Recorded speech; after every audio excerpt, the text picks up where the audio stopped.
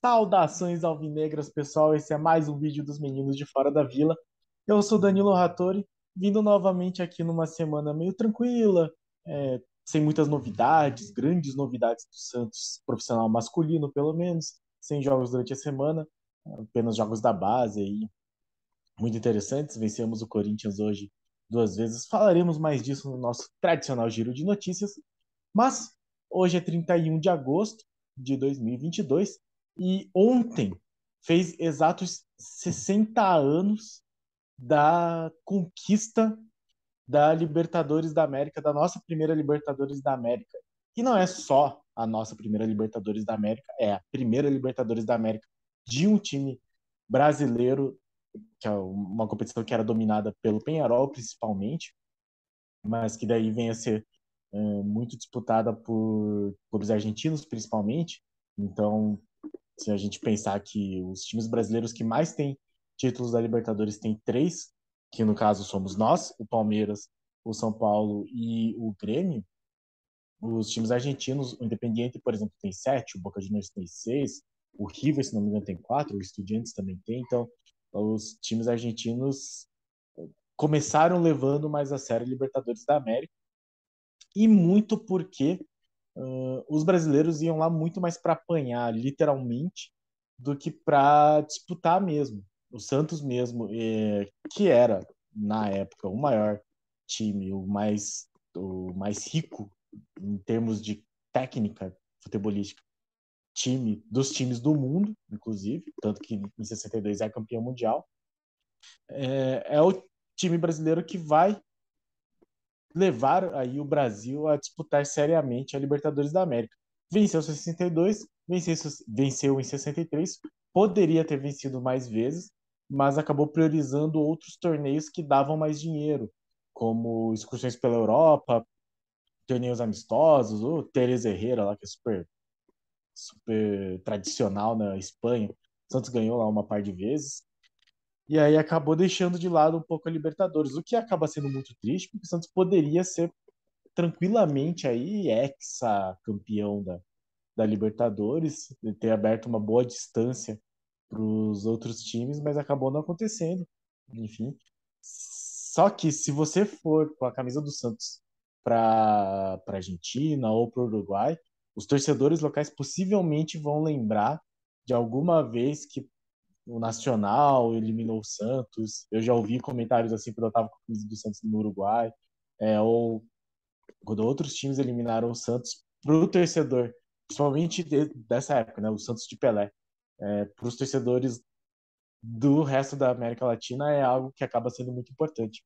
E essa conquista de 62, ela é sim muito importante por ter sido essa Libertadores que foi a precursora, digamos assim, das conquistas brasileiras. Então, se qualquer outro desses times ganhou a Libertadores depois, foi porque um dia o Santos ganhou.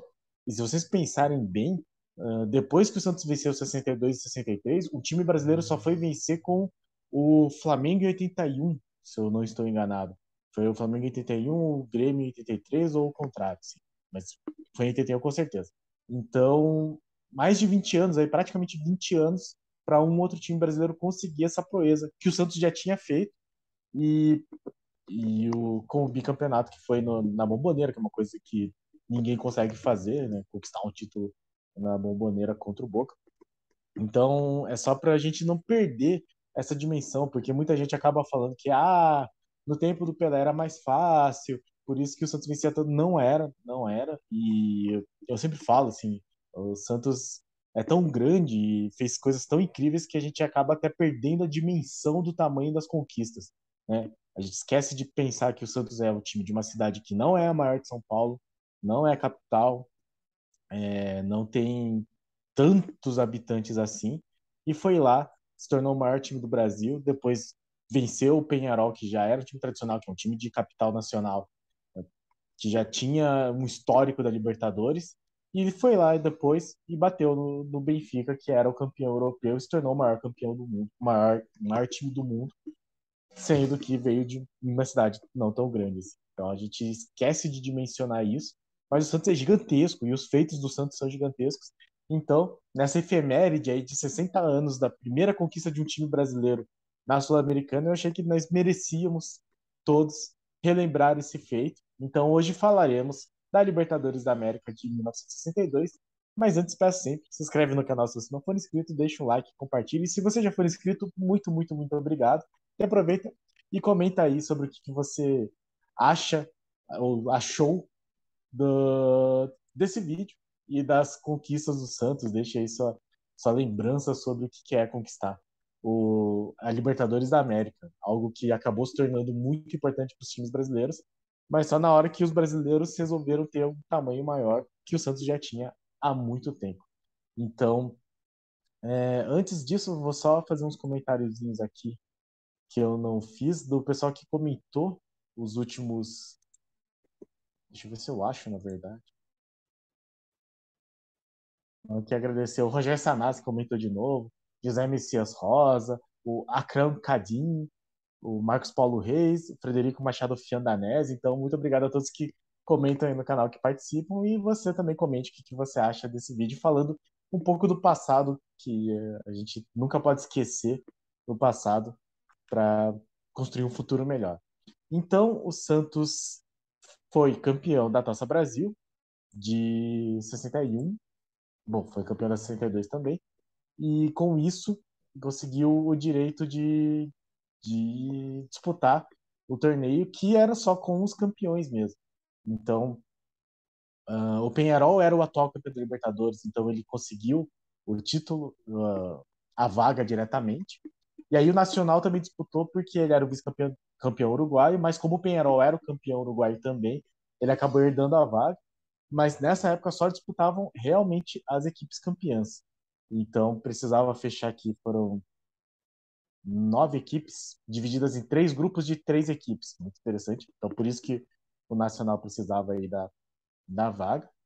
E os outros times eram o Racing da Argentina, o Deportivo Municipal da Bolívia, que estava no grupo do Santos, a Universidade Católica do Chile, o Milionários da Colômbia, o Emelec do Equador, o Cerro Porteño do Paraguai, que também estava no grupo do Santos, e o Sporting Cristal do Peru. O Santos inicia então essa competição, seriam jogos de turno e retorno, digamos assim, mas eram meio que ida e volta. Então o Santos começa no dia 18 de fevereiro, no Hernández Siles, o estádio de La Paz, contra o Deportivo Municipal, que era o campeão boliviano da época. Hoje eu vou usar como base 2 fontes: o acervo santosfc.com, excelente site com a história do Santos, entrem lá, e o livro 100 anos de futebol arte, escrito pelo Odir Cunha, tá aqui o livro. Odir Cunha, que é um jornalista e escritor, ele tinha um blog muito interessante também, que ele se autodenominava o ombudsman do Santos, que acabou se envolvendo a gestão Pérez, e quando a gestão Pérez começou a degringolar, ele meio que desapareceu, assim. Eu acho um pouco triste porque eu acompanhava o trabalho dele, e ele é um cara que sempre louvou muito o Santos, né? Não dá para negar isso, assim. Tem algumas denúncias de, não sei, querer lucrar com algumas outras coisas, não sei de nada disso, se é verdade ou não, não estou acusando ninguém.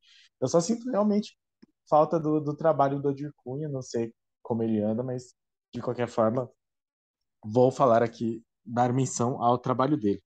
Então, foi um torneio que começou com o Santos enfrentando o Deportivo Municipal na altitude de La Paz, que todos nós já conhecemos. E eu tô aqui com. Cadê o Racing?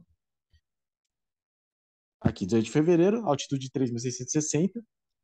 E o time foi Laércio, Getúlio, Olavo e Zé Carlos, Lima e Calvé, Dorval, depois Tite, Mengalvio, Pagão, Pelé e Oswaldo. Interessante que já é uma escalação diferente da clássica que a gente conhece, que vai aparecer aqui um pouco mais para frente. O Santos vence por 4-3, gols de Tite, Lima, Mengalvio e Pagão, e aqui ainda com a presença do Pelé. 3 dias depois, então o calendário era um pouco apertado, assim. O Santos jogou lá na Bolívia, 3 dias depois joga a volta aqui, e aí a gente fala da questão de altitude. É claro que o futebol era um pouco, num ritmo um pouco mais lento, mas o Santos que conseguiu uma vitória de 4-3 lá na altitude, chega aqui, recebe o Deportivo Municipal e vence por 6-1, 2 gols de Pagão, Então esse time ainda tinha o Pagão, que eu acho que é um jogador muito interessante, jogou no São Paulo depois, diz que ele tinha muitos problemas com contusão. Pepe, Coutinho e 2 gols do Dorval, que eu tive o prazer de conhecer pessoalmente e já falecido e saudoso. Coutinho também, inclusive. Pagão também, na verdade. E aí o Santos vai para o Paraguai enfrentar o Cerro Porteño lá no estádio Defensores del Chaco no dia 25 de fevereiro. Então, 4 dias depois, o Santos segue aí no processo e empata em 1-1, gol de Dorval, que foi um jogo bastante complicado e mais um jogo sem o Pelé. Então, o Pelé já não estava muito bem na questão de saúde, digamos assim. Se vocês lembrarem, em 1962 tem a Copa, então o Pelé vai ser quebrado na Copa do Mundo também. Ele não termina a Copa do Mundo, o Brasil vence, mas muito pela atuação do Garrincha. Mas aqui ele é poupado. E na partida de volta na Vila Belmiro, já dia 28 de fevereiro, o Pelé começa o jogo no banco porque ele estava machucado. E o primeiro tempo termina em 1-1. Então o Santos aí numa situação meio um pouco mais periclitante, digamos assim. E a torcida faz muita pressão pro Lula colocar o Pelé e ele colocou. E mesmo machucado, digamos que ele muda um pouquinho a partida e que estava 1-1, termina 9-1 para o Santos, com gols de Zito, 3 gols de Coutinho, 3 gols de Pepe e 2 gols de Pelé. Então, o jogo na Vila Belmiro aí 9-1 para o Santos, que acaba se classificando. Só que daí tem um intervalo. Então, esse jogo foi dia 28 de fevereiro. Começa a Copa do Mundo do Chile e a Libertadores fica pausada até julho. E o Santos cede aí vários jogadores. Então, 7 jogadores do Santos foram convocados para a seleção que seria campeã mundial. Então, Gilmar, titular da seleção. Mauro, não só titular, como capitão, que levantou a taça do bicampeonato mundial. Zito e Pelé. E Mengalvio, Coutinho e Pepe, que ficaram na reserva. E aí, só no dia 8 de julho, o Santos continua a sua campanha contra a Universidade Católica do Chile, lá no Nacional de Santiago, e empata com o gol de Lima. Aí já a semifinal do campeonato. Então eram só 9 equipes. Já se classificaram. Acho, nossa, não sei como. Deixa eu ver aqui o regulamento. Classificaram o Santos com 7 pontos. Cerro Porteño ficou em segundo, o Deportivo Municipal em terceiro. O Nacional e a Universidade Católica. E o Penharol já entra mais para frente, então. O Penharol enfrentou o Nacional. Então foi isso. Aí o Santos pegou a Universidade Católica e o Penharol enfrentou o Nacional. O Santos então vence a Universidade Católica no jogo de volta, empata o jogo de ida, vence por gol de 1-0, gol do Zito, então bastante complicado. E o Penharol, que acaba passando do Nacional em 3 jogos. Então o Nacional vence o primeiro por 2-1, o Penharol vence o segundo por 3-1, e aí Penharol e Nacional empatam no final. Imagino que o saldo de gols tenha feito a diferença. Santos e Penharol fazem a final. O Penharol, que já era campeão, já era bicampeão da Libertadores, 60 e 61. Então vinha por seu tricampeonato, um time já bastante mais tradicional, né, com mais história na Libertadores. E cujo primeiro jogo foi, inclusive, na casa do Penharol. Então, no Estádio Centenário de Montevidéu, onde o Santos também jogou o primeiro jogo da final de 2011, o Santos vence o primeiro jogo por 2-1, 2 gols de Coutinho e ainda sem o Pelé, porque o Pelé, como se machuca na Copa de 62, ele já não estava 100% fisicamente antes da Copa, ele acabou voltando sem poder jogar. Então, o Pelé não jogou os jogos contra a Universidade Católica, não estava nesse primeiro jogo contra o Penharol, Coutinho marca os dois, e aí, isso foi no dia 28 de julho, e no dia 2 de agosto, o Santos precisava de um empate para ser o campeão na Vila Belmiro. Jogo bastante complicado, e eu lerei como é que foi esse jogo, de acordo com Odir Cunha. Como precisava da vitória, o Penharol partiu para o ataque e, depois de criar algumas oportunidades, abriu o marcador aos 15 minutos com Spencer, que driblou 2 zagueiros e chutou no canto esquerdo de Gilmar. 3 minutos depois, porém, driblando para o meio da área, Dorival passou por Caetano e chutou forte no canto esquerdo de Maidana, empatando o jogo. Aos 35 minutos, Mengalvio rascou de longe e acertou o ângulo direito do gol uruguaio, desempatando. O Santos aí com 2-1 sobre o Peñarol. Nos primeiros instantes do segundo tempo, o Santos perdeu 2 oportunidades seguidas com Dorival e Pepe, mas no primeiro escanteio a favor do adversário, aos 3 minutos, Spencer aproveitou o cruzamento de Rocha e fez 2-2. Neste lance, Gilmar reclamou que Sacia tinha jogado terra em seus olhos e que o árbitro viu. Começa aí aquele rolê de arbitragem da Libertadores, principalmente antigamente. A arbitragem vai ser uma questão muito interessante mais para frente. Os jogadores do Santos já haviam reclamado da marcação de escanteio, que, segundo eles, alguns jornalistas presentes, possivelmente o Devaney deve ter falado isso, fora bola prensada que favorecia a defesa. Na confusão, uma garrafa vinda da arquibancada atingiu o bandeirinha Domingo Massaro do Chile, provocando uma longa paralisação. Então isso era Libertadores, os caras tacaram uma garrafa aí no bandeirinha, paralisado o jogo. O jogo só prosseguiu depois que o auxiliar foi medicado. 2 minutos depois do reinício, Sacia recebeu um passe de Matossas e desempatou de novo, 3-2. O jogo foi novamente paralisado, pois os santistas reclamavam de uma falta em Calvé. Então foram 2 gols aí bastante, segundo o nosso ponto de vista aqui, bastante discutíveis. Ao prosseguir, Pagão empatou aos 22 minutos, fechando o marcador em 3-3. Carlos Robles encerrou a partida bem antes do tempo regulamentar e a torcida saiu comemorando o título, mas a festa não durou muito. No dia seguinte veio a notícia de que o árbitro colocara na súmula que havia dado a partida por encerrado quando o Peñarol vencia por 3-2 e que só havia prosseguido por motivo de segurança. Então veja só a fuleiragem que foi, que o juiz encerrou a partida, mas continuou para não morrer, para não apanhar. E aí isso daí não valeu, o Santos ficou jogando e marcou o gol do título, que foi comemorado sem estar valendo. Vocês conseguem perceber uma coisa absurda dessas acontecendo? Dias depois, Modesto Roma, sim, o avô, ou pai, ou tio do Modesto Roma Júnior, enfim, o antepassado aí do Modesto Roma, ex-presidente do Santos, diretor de futebol do Santos à época, admitiria que, durante a paralisação, o árbitro havia sido pressionado e agredido. Com isso, o gol de Pagão não valeu, o Santos perdeu a partida e foi marcado um jogo desempate para o dia 30 de agosto, na neutra Buenos Aires. Então, eles, inclusive, marcaram o jogo para um país que não era de nenhum dos dois. O jogo foi marcado para o Monumental de Núñez, estádio do River Plate. E para garantir a imparcialidade, a Conmebol, a Confederação Sul-Americana, convidou o árbitro holandês Léo Horn para atuar na decisão. Veja que interessante. Nas arquibancadas, a preferência era pelos uruguaios. Interessante, já que os argentinos são muito rivais dos uruguaios. Bom, Peñarol era considerado zebra contra o Santos, que já encantava o mundo, porque o Santos era favorito, já que era meio que a base da seleção bicampeã mundial no Chile. Então, esse jogo teve a volta do Pelé. E aí, esse time que foi escalado, que foi o titular, foi aquele time: Gilmar, Mauro, Dalma, Calvé, Lima, Zito, Dorval, Mengalvio, Coutinho, Pelé e Pepe. Obviamente, eu não precisei ler essa escalação.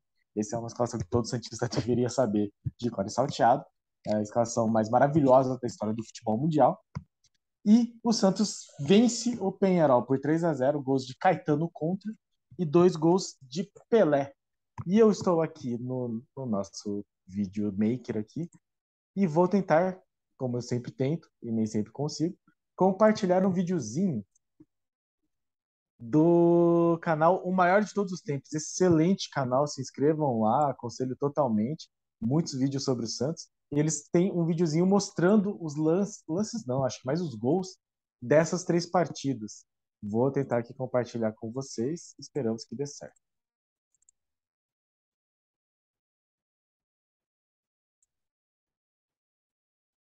Espero que o YouTube não me censure e o maior de todos os tempos, o crédito está dado. O Santos ganhou a Libertadores jogando a final contra o Peñarol. O Peñarol tinha sido campeão em 61, campeão mundial. Então era um time incrível, que já tinha Pedro Rocha, já tinha o Spencer e o Joia, 2 equatorianos, negros, altos, super oportunistas.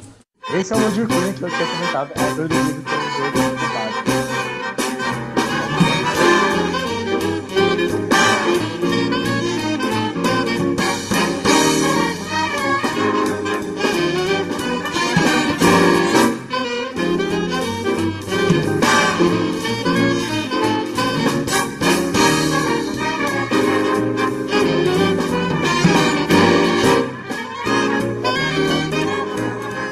Del.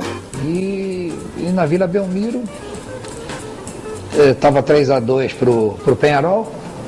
Tinha um baita time também. Os jogadores não eram escalados só pela categoria, pela técnica. O cara mais novo, mais baixo, tinha 1,90 m. Autênticos guarda-roupas, sabe? E baixavam correr, além de jogar bem. E estavam vendo 3-2 do Santos. E jogaram uma garrafa de crush na cabeça do árbitro. Dizem que o árbitro era um chileno, o Carlos Robles. E ele parou o jogo. E simplesmente ficou uns 10, 15 minutos parado o jogo. Ele se recuperou, deu seguimento ao jogo.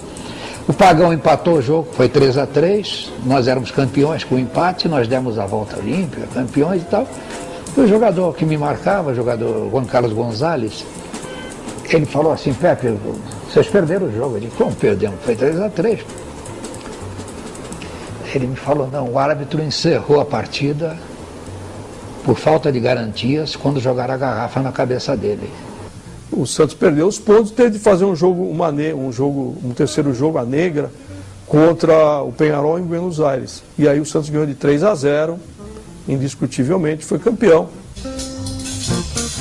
O contra é bonito, olha só que beleza de bom.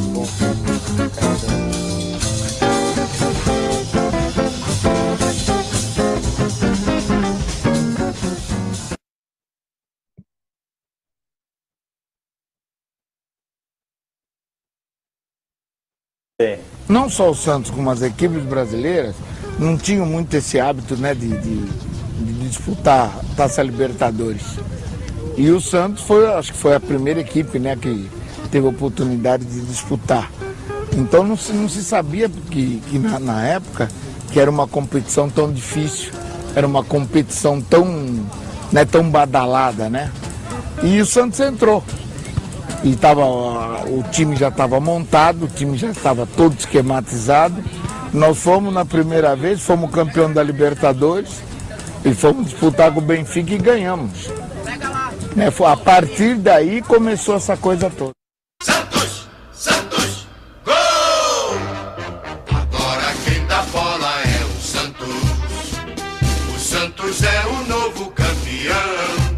Glorioso alvinegro praiano, campeão absoluto deste ano. Então,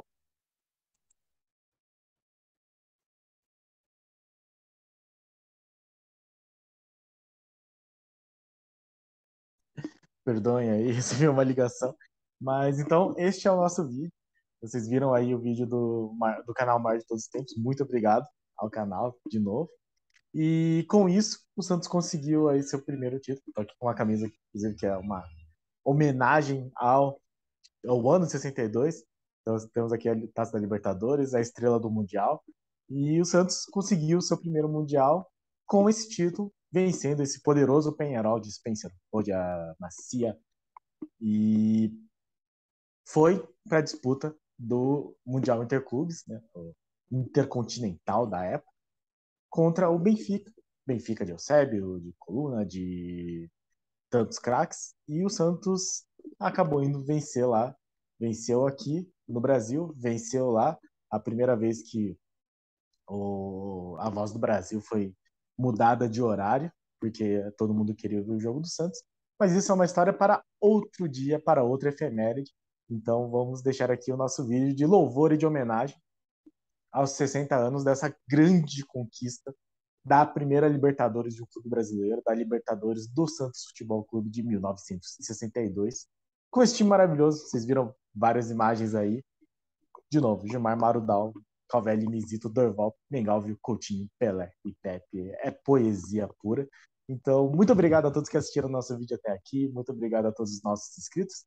E no mais, se inscreve no canal se você não for inscrito. Dá essa força, dá essa ajuda, compartilha, deixa um like e comente aí o que você achou dessa singela homenagem dos meninos de Fora da Vila ao Santos, campeão da Libertadores, o maior time que esse mundo já viu. Muito obrigado a todos e pra cima deles.